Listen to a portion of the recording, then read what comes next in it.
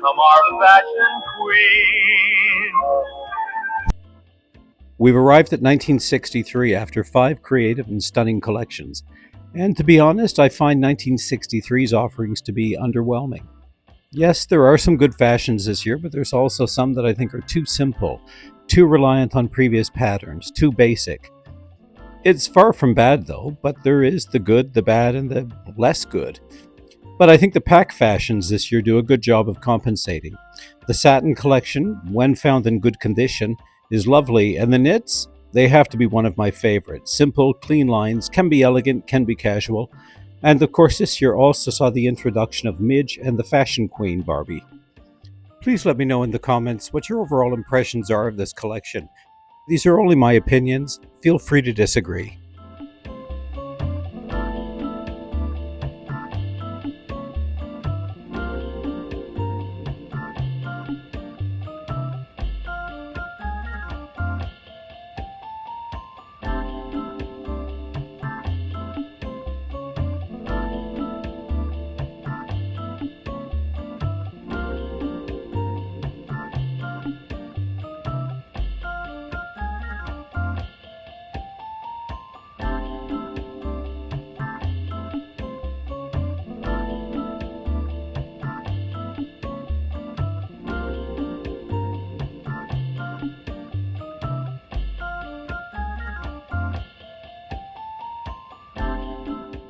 The fashion queen came with 3 wigs. Here she is in her original outfit. This is magnificent fabric, inspired I think in part by the epic Cleopatra movie. Get used to seeing this fabric though, you're going to be seeing it a few times over the next few years. I'm sort of so-so on the fashion queens. The face sculpt seems a bit angry, but still a very popular doll. Masquerade, a novelty costume that appeared to be a companion piece to Ken and Skipper's party outfits. Can we say this is sexy? It is nicely designed, especially in the tulle skirt and the form-fitting of the body blouse. And those pom-poms on the shoes just add to it.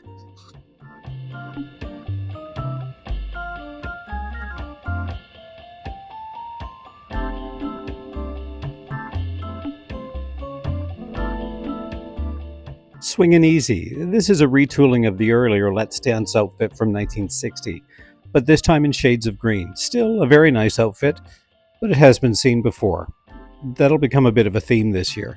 However, it does have that pearl drop chain, which is very rare indeed.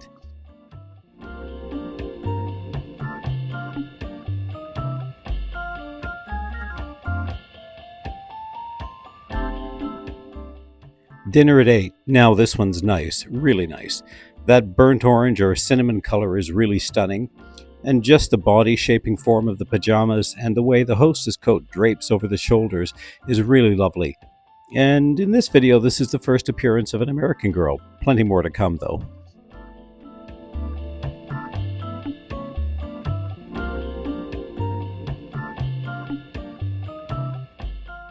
Golden Elegance, well, Evening Splendor, this time though in a very attractive red and gold brocade fabric with all the same accessories. It's as nice as the previous one, if not nicer, but it's yet another example of a repeat pattern in a different fabric. Interestingly, this one would only be out in 1963. Then in 1964, they would go back to the original gold and white fabric.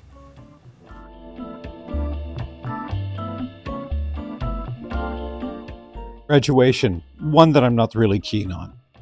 Just there's not really much room for detailing on something like this, when I think the most interesting thing is the white ribbon on the diploma. Barbie babysits.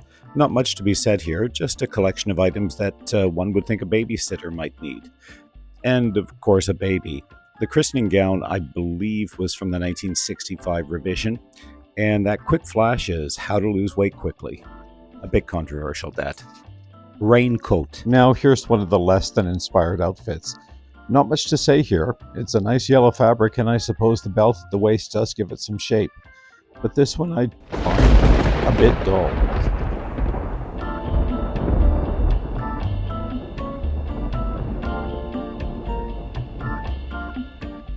Ski Queen. This is cute, very cute.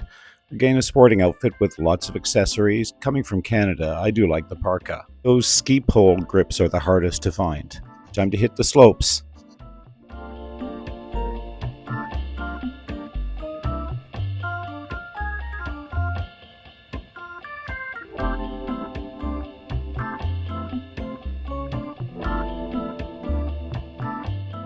Fancy Free. Now, this one's definitely made for Midge. The best I can say about it is I do like the color blocking. Those are bold statement colors. But the use of rickrack, already old-fashioned by 1963, is just not my ideal. This is one of the outfits that only came with a dress. No accessories, no shoes, no gloves. You can never have enough hats, gloves, and shoes. Knitting Pretty, the earlier Sweater Girl from 1959, but this time in blue. Actually, I prefer it in the blue or in pink, but you'll have to wait a year to see the pink version.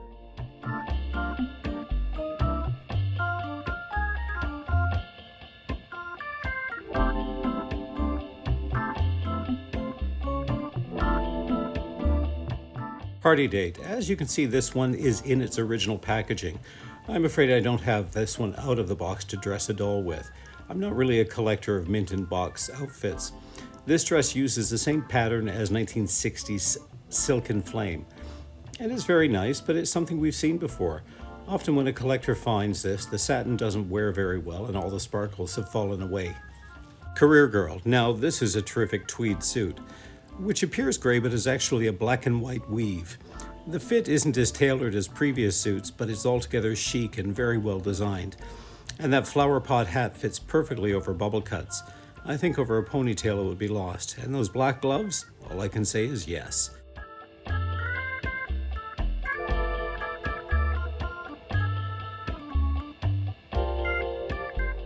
Theater Date. I don't know why, but this one has never really struck me. But I do like that bright emerald green satin. I think it's the peplum detail on the skirt that I just dislike. Well, dislike may be strong, though. It just doesn't work so well for me. I do point out, though, there is that hat that's been used many different times, a Jackie O pillbox type hat with a bow at the back. I do love the Bolero jacket. The jacket was issued in several colors in the satin line, but green wasn't one of them. Busy Morning, a redo of the earlier Suburban Shopper from 1959.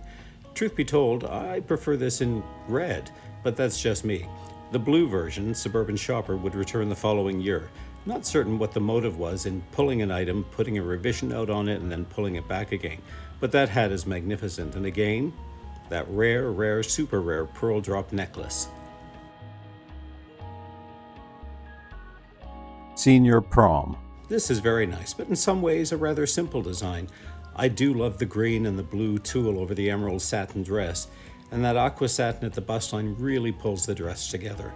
The fur jacket, though, wasn't part of the outfit. That's a later pack item, modeled after the skating jacket. I just thought it looked good here.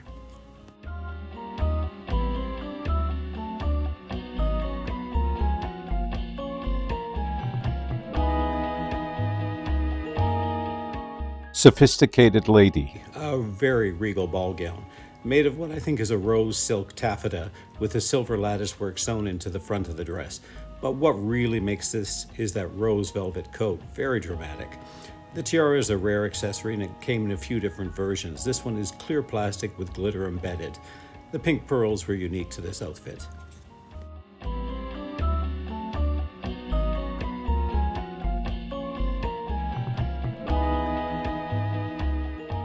Bride's Dream. I love the original wedding set, but this one I'm not so enamored with. It is very typical of the wedding dress from the early 60s, though, but it lacks the glamour of the earlier dress and some of the latter ones. It certainly isn't as overtop as the original.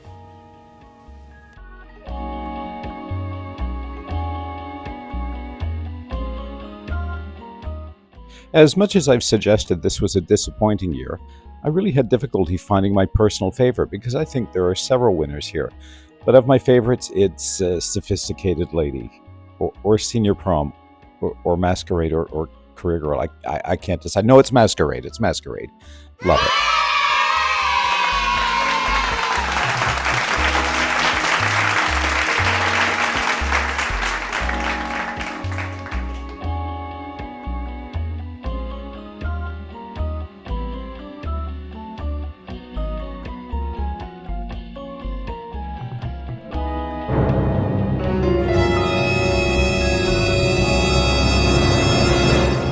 In a previous bonus roll, I talked about Beckyland, the mysterious place that intended projects, but never produced by Mattel, live on. In the three 1963 booklets pictured here, the white one illustrated a pack item called Fur Hat, Bag and Gloves, but there's no evidence that they were ever produced for the market, and this has come up a couple of times in internet forums. Confusing the matter even more is that the same item was pictured in the Sink Eames book. It's probably a matter of it being sample stock or hand-produced or prototype and innocently being used for the photographs. The black gloves, of course, were produced, and a similar hat was produced for Golden Elegance in 1965, but this pack item never made it to the market. Also, take a look at this photograph from the Eames book. A few years ago, there was a lot of chatter and further confirmation that the slacks were never produced in the striped knit fabric. If you zoom in, you can see the stitching is not the same as the others, and the pants have a slight flare. Again, it was probably an innocent error, and these were handmade from fabric from one of the other items. Hey, thanks for sticking around for the bonus, and keep checking in for fashions of 1964.